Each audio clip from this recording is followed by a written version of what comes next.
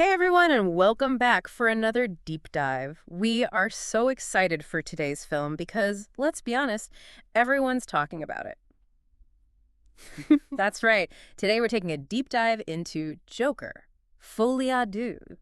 You guys know we like to go beyond just the basic reviews. And you're in luck, because today we've got our hands on an early review from a Spanish film critic. Ooh, very cool. So we get to be your translators today as well. I love it. That's right. And you guys know how it is with the internet. Everyone's got an opinion and everyone thinks theirs is right. So we're going to cut through all the noise and get right to the good stuff. So basically this critic, he liked the film. Okay, so we're not talking total trashing here. No. He liked it.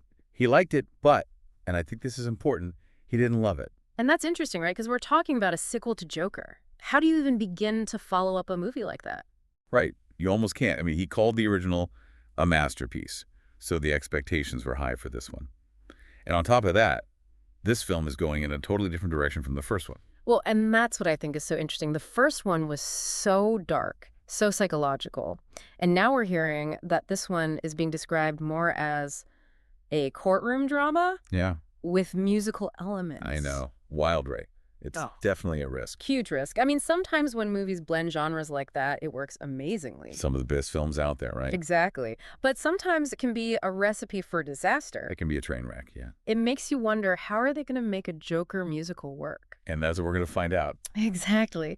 And we should probably mention, because I know this is going to be a big question for people, runtime. Oh, yeah, they're not messing around this time.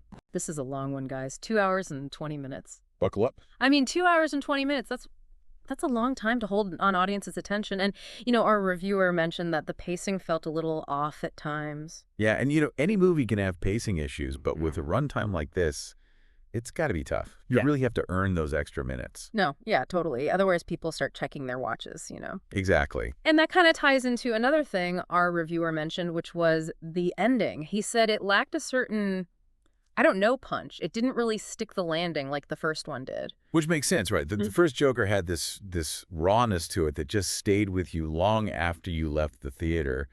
And it sounds like Folie Deux, with all the musical stuff and the courtroom drama, maybe is trying to do something different.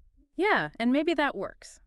But it sounds like, for a reviewer at least, something was missing. And a good ending can make or break a film. Oh, absolutely. But, okay, before we totally go down that rabbit hole, let's talk about something our reviewer did like, and that was the cinematography. Ooh, interesting. Yeah, he said it was amazing, like really, really beautifully shot. See, that's what I like to hear. Yeah? Because even if a movie has its flaws, if it's visually stunning... Oh, it adds a whole other layer to the experience. For sure. And we all know good director can use visuals to tell a story just as much as dialogue. 100%. And speaking of adding layers, we got to talk about Lady Gaga. Okay, spill the tea. Our reviewer was blown away by her performance. Which, is anyone surprised? She's incredible. I know, right? But here's where it gets interesting. He said, as great as she was, he wasn't totally sold on the Harley Quinn character. Ooh, so the character herself might be a weak point. Maybe. He didn't go into too much detail, but it makes you wonder, right? Yeah, and it makes you wonder how much of that is the writing, how much of it is the directing, how much of it is just like Lady Gaga's performance overshadowing everything else. It's got to be tough to share the screen with her. But, All right. Okay, I want us to go back to something you mentioned earlier about the whole courtroom drama thing. Oh, yeah. Because it sounds like that ties into one of the big themes that the reviewer picked up on, which is judgment. Judgment, huh? Yeah, like who's judging who, Joker judging Harley, Yeah. society judging them both. I feel like that's such a fascinating concept to explore with these characters. Especially with Harley Quinn, right? Like, her whole backstory is about breaking free from other people's judgments. Exactly. So to put her in a courtroom setting... Oh, wow. Yeah, I didn't even think about that. where everything's about judgment, it's like, oh man, the layers. Let's talk about a recipe for chaos, right? Right. And on that note, we should probably talk about the elephant in the room. Or should I say, the cartoon in the room. Okay, now you've got my attention. So apparently, and this is not a drill, there is a whole animated sequence in this film. Whoa, what? Really? Yeah. Our reviewer didn't go into too much detail, but he did say that it's used to explore Joker's mental state. Oh, that's kind of cool, though. Like using animation to get inside his head. Right. I'm Yeah. really curious to see how that plays out on screen. Me too. Yeah. It's not exactly what I was expecting. Not at all. But, I think that's what I'm liking most about what we're hearing about this movie so far. It's not afraid to take risks, Exactly. And it sounds like even if it doesn't totally stick the landing, it's at least trying to be something new. which, let's be honest, is more than you can say for a lot of sequels these days. Seriously.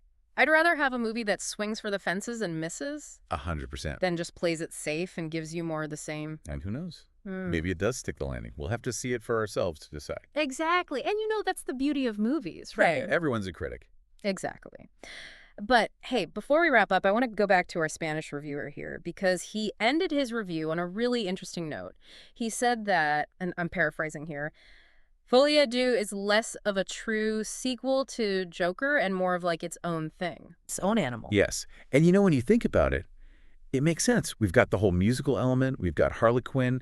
This isn't just a retread of the first film. It's breaking new ground. Which is exciting. I mean, don't get me wrong. I love the first Joker, but I'm always down for something new. For sure.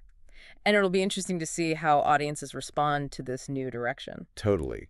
But you know what? I think that's a conversation for another time. Plenty to unpack there. Right. So we want to hear from you guys. What are your thoughts on all of this? Are you excited for Joker? Folie Deux. Let us know in the comments. If you do get a chance to see it, be sure to come back and let us know what you think. Absolutely. We love hearing from you guys. But for now, that's a wrap on this deep dive. Until next time, stay curious. And keep it real.